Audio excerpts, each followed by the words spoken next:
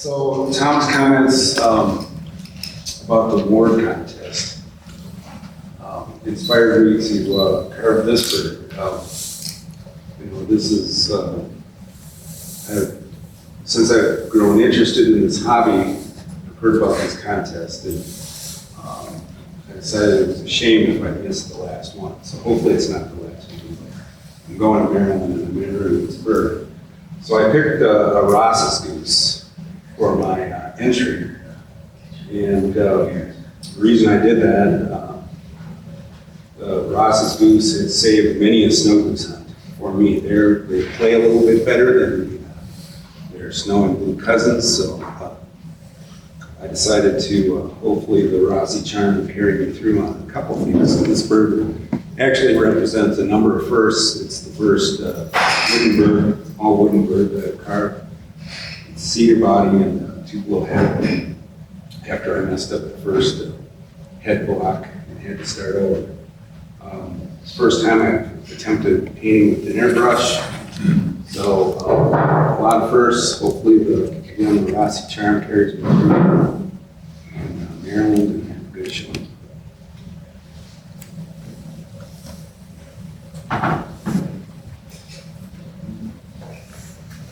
have two to show. It's another canvas back. The basswood body, basswood head, pretty much just identical to the one that I brought last time. He's got a little bit more detail in the cape, and I didn't repaint him, which is good. Yeah. And I have a walleye that I carved. It's a walleye, basswood. The fins are different pieces of wood that are glued on, doweled on and glued on.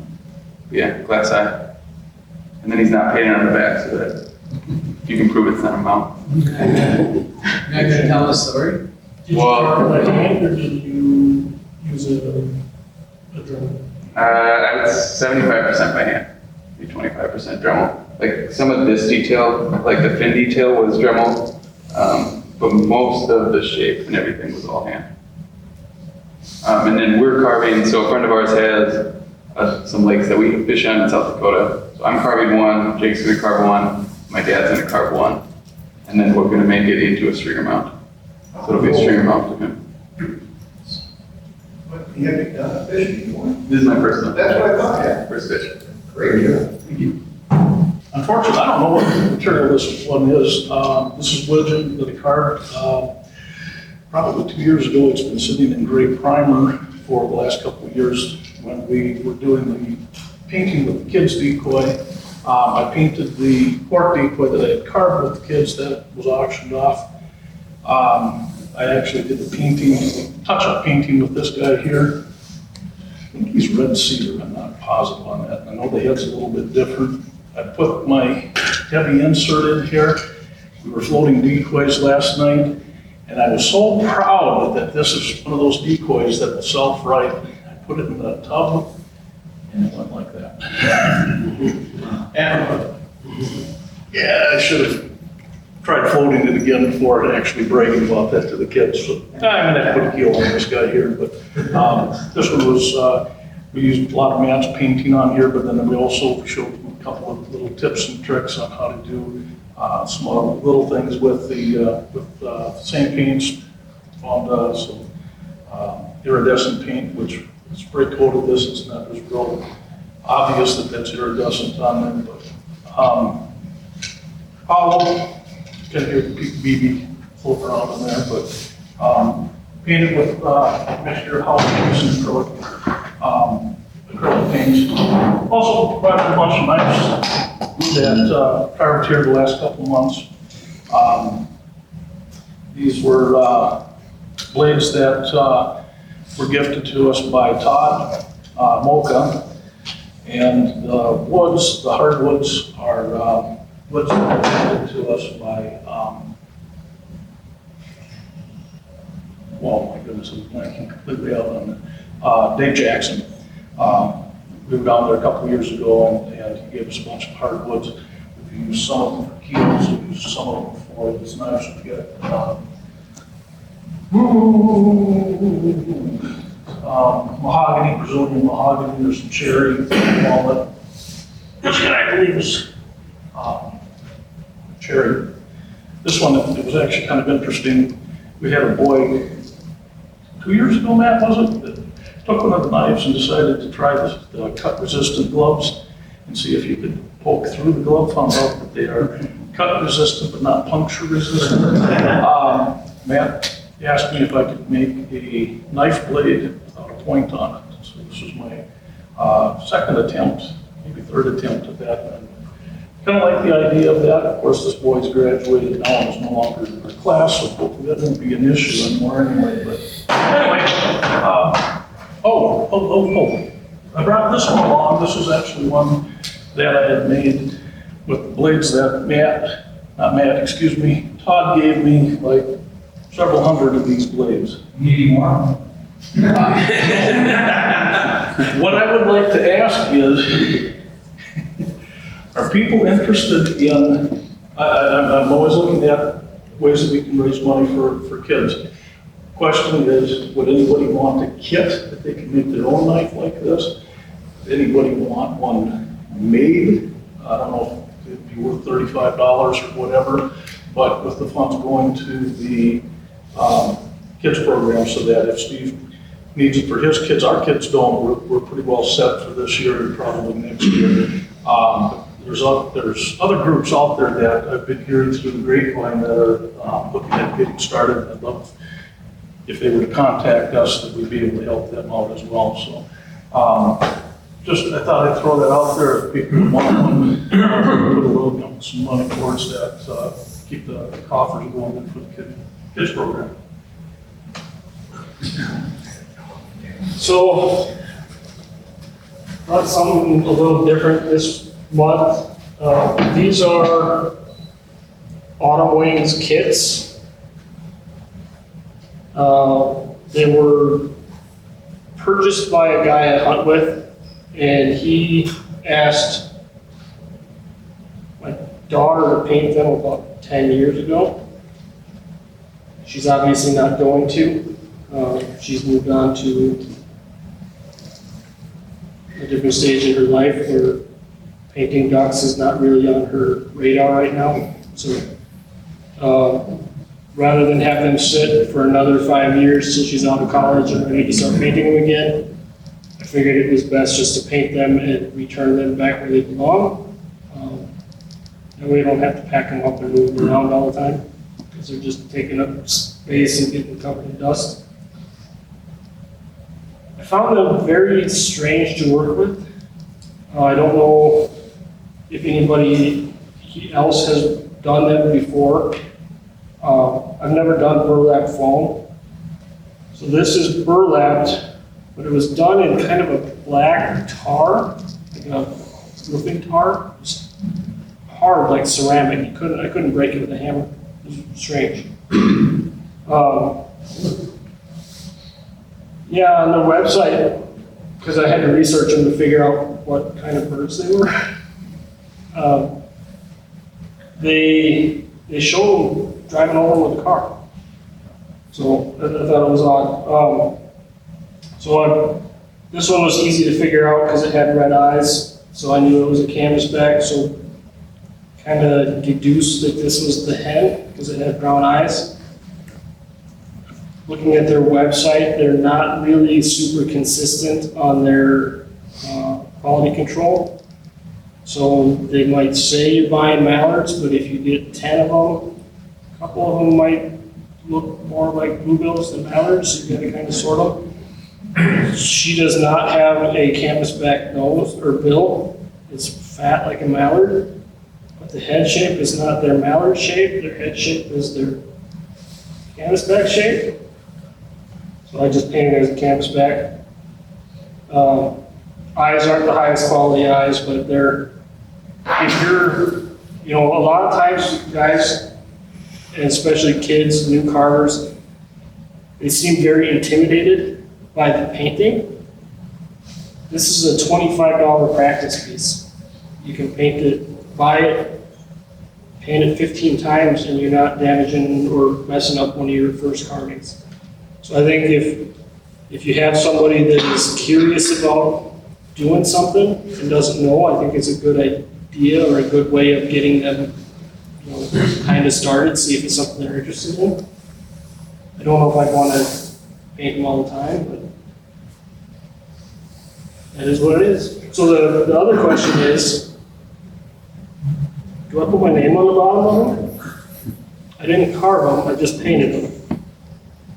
But I know a lot of people, we tell all the kids that we carve with that they should sign it and claim their work. So it's one of those dilemmas that say, I don't know if I feel great about putting my name on the bottom of them or not. First name on. Gomer and I are getting to be the Sanford and Sons decoy operation. We have now invested, after spending about $800 on Sunday buying junk. We have about $3,000 invested in junk, and we're trying to perform a little alchemy and turn the junk into something that we can sell.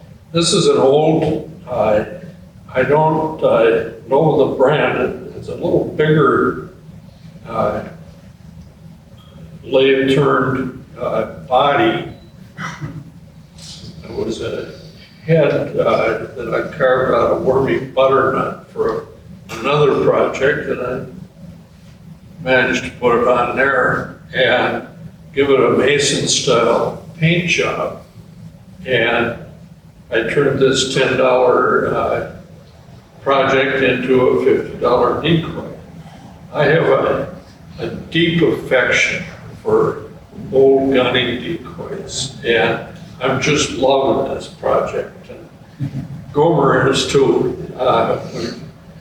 We started off with $1,800 for, I think, about 160 bodies and heads and decoys, and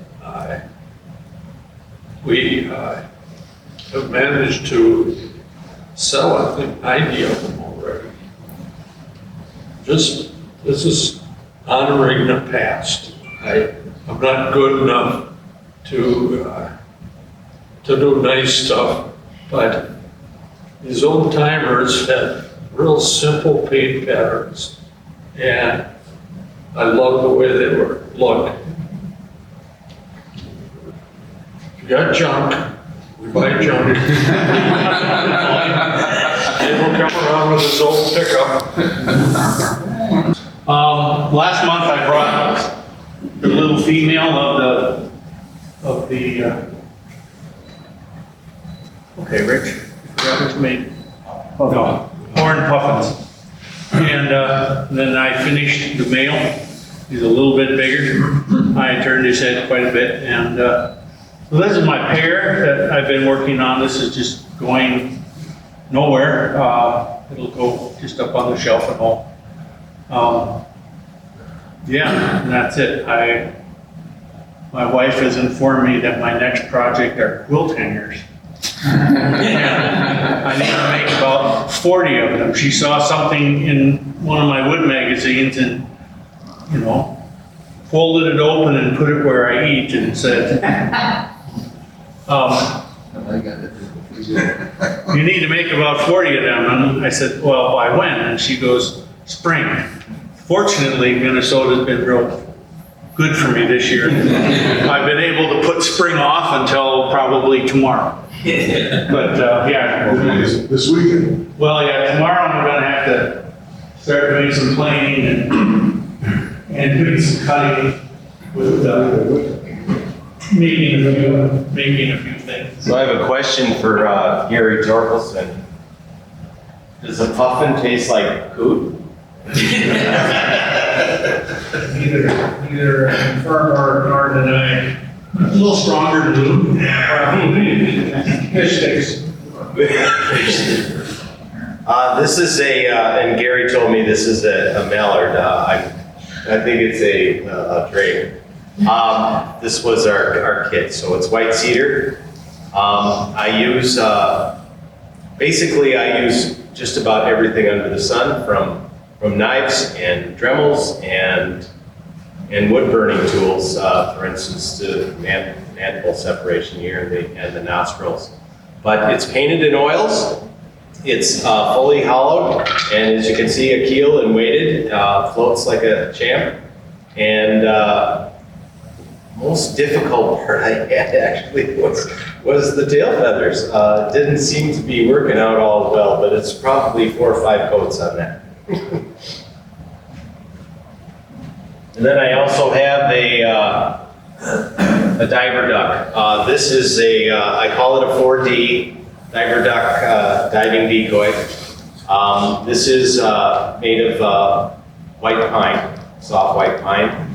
And this will be keeled. I am working on the design of the keel right now. Basically will be a flat level that will float about 1/4 of an inch deep in the water.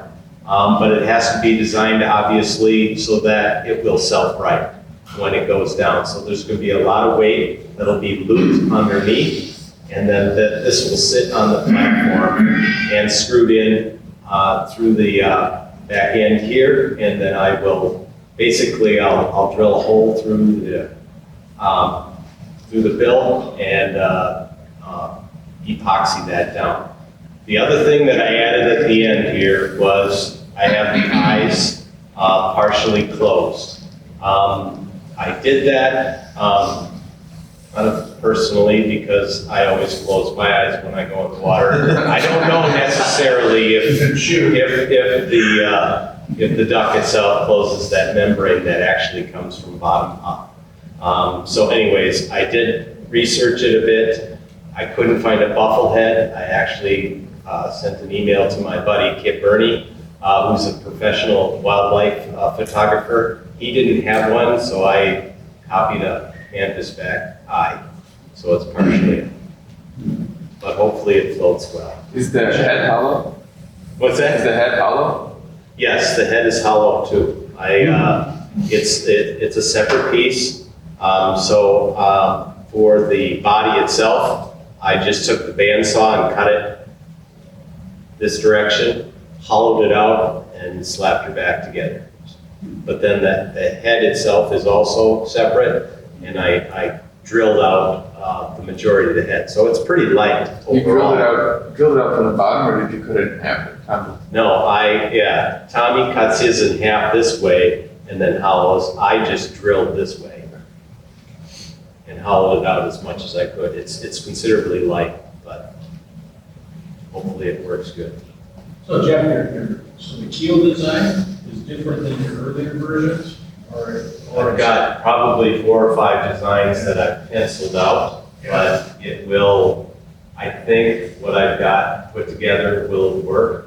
That platform that I'm talking about, it's a crossbar of wood, but then in the quadrants is styrofoam insulation for homes. So I glued that in, so then once I start floating it with the weights on, I'm gonna have to test it out and cut away styrofoam as needed.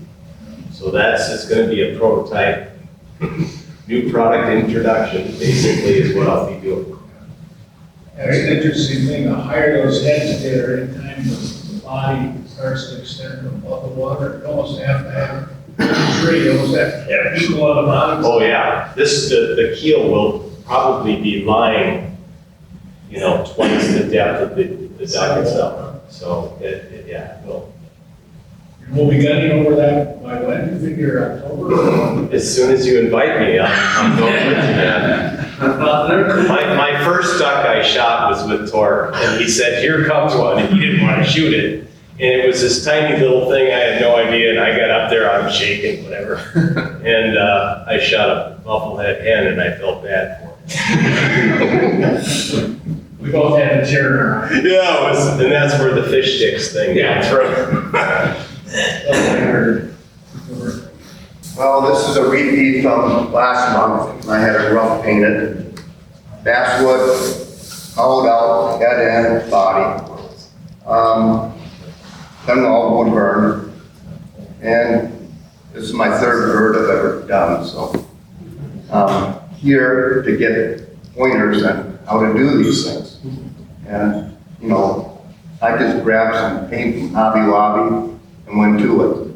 So, it's a learning process. It's acrylic, and that's it. Is it decorative or are you gonna hunt with it? Pardon? Is it decorative or will you float it? This is just, I'm a duck hunter. Okay. And I've been, since I was a kid, I've always picked up the birds and looked. And I have full bodies in a freezer. And I've taken a diagram and take measurements and make on the paper to get the dimensions right. And pull out various feathers to try to match. On my phone, I got a picture of that feather sitting next to it. So if you want to see that, I can sort of, that's why I tried to replicate. Good.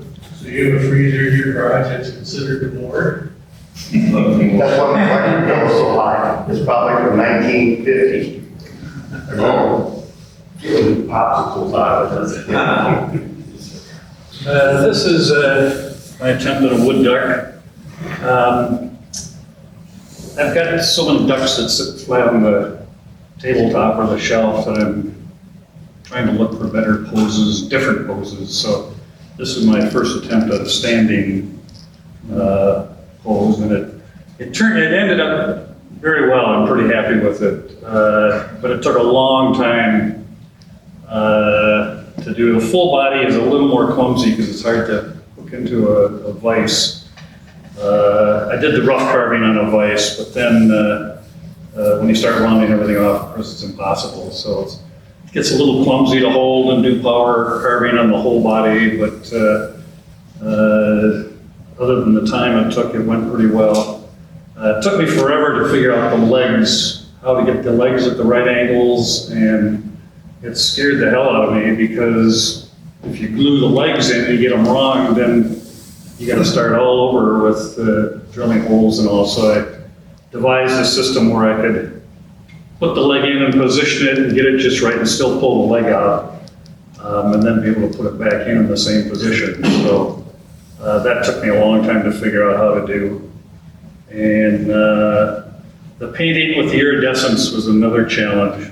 The instructions I had said to mix it with other paints to get the colors just right.